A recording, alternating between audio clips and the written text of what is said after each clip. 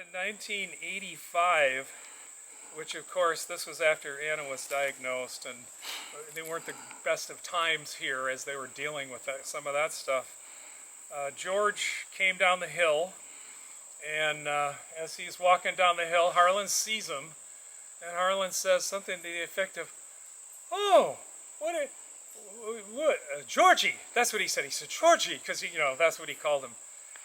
And so what Harlan said to George, and George remembers this verbatim, he said, "Oh, Georgie, I can't say that I'm glad to see you." and no malice, no anything, it's just honesty, And so what George said back to Harlan was, "Harlan, I'm sorry to hear that, but that's why I come here, for honesty. So come on in." so he comes in, and so now he says hi to Anna. Of course, was thrilled to see him, because that's my mother's kid. That's her nephew, and then so they're talking a little bit in there, and George plays guitar, and he carried down his guitar, and so he played a couple songs for him, and then George mentioned, he said, "No, hey, I'm not staying. I'm not even staying overnight. I'm just, whatever." And now Harlan reassesses things. "Oh, you're not going to make Anna do the, you're going to just be here for a quick visit and then leave? You've played music. Anna's joyful that you're here." And then Harlan says to George, he says, "What I said before, I take that all back." It's like, no, this is a good visit. I reassess. George went down to the lake, to pick horn corals or whatever, and then he said, "Then I walked back up the hill a little bit, and when I got in the house, my backpack was all ready. Everything was ready to go." And he went, I guess I gotta go."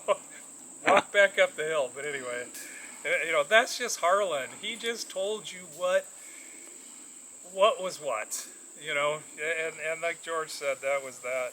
And George went up into the studio to kind of look at some different things, and he picked one, and Harlan said, "Most people pass that one by, but I think it's a particularly good picture that I made, and I appreciate that you picked it."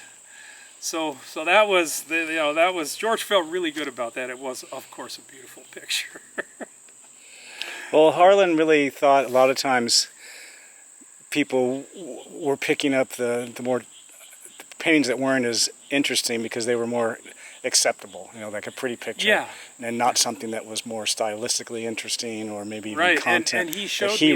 Showed me that picture when we were talking about this yesterday, and that's exactly what it was. Yeah, it wasn't a steamboat. It was, kind of the woods almost, and in a different style. Yeah. And he said, everybody walks by that one. Well, you picked it. I appreciate that. Well, and according to Mia too in the book, it's like they would suss out new people that came here, and they could tell whether or not they were the kind of people that just would only appreciate like a pretty picture postcard kind of painting versus something that might have been a little more,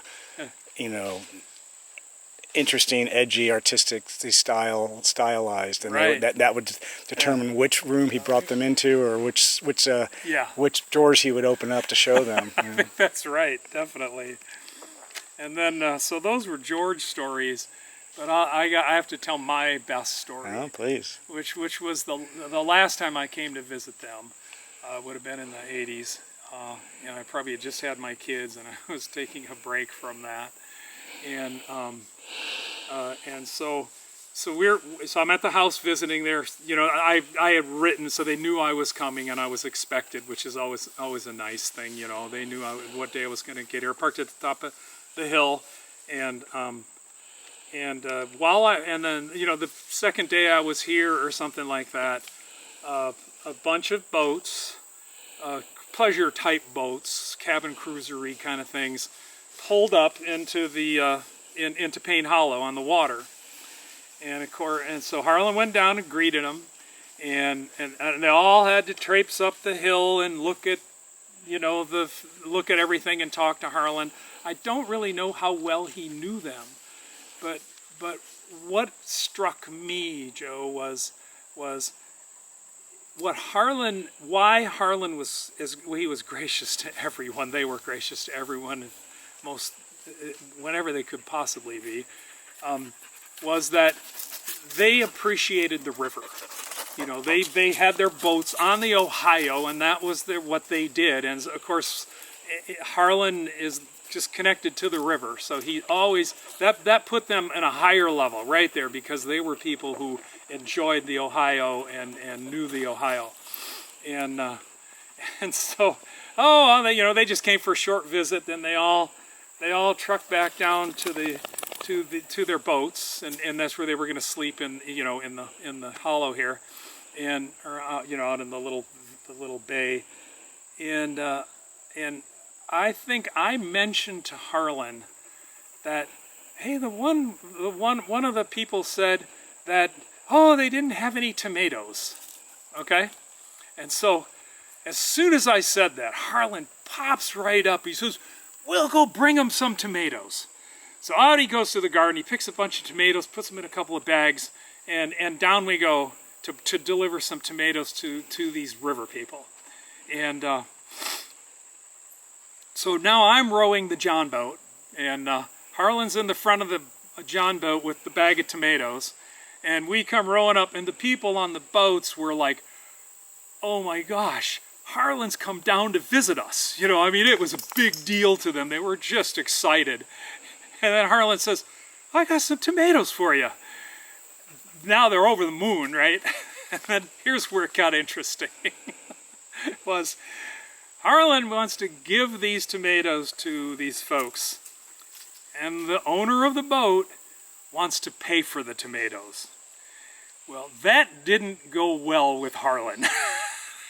And Harlan said, no, these are a gift, kind of thing. But he wouldn't give it up. And so all of a sudden we got these two personalities banging on each other. He's got the money that he wants to give to Harlan, and Harlan does not want his money. He did not like money. So Harlan throws the tomatoes into the boat. The guy catches them, and now the guy is going to throw the money into the John boat with us. And Harlan looks at me and he says, Pete, row back!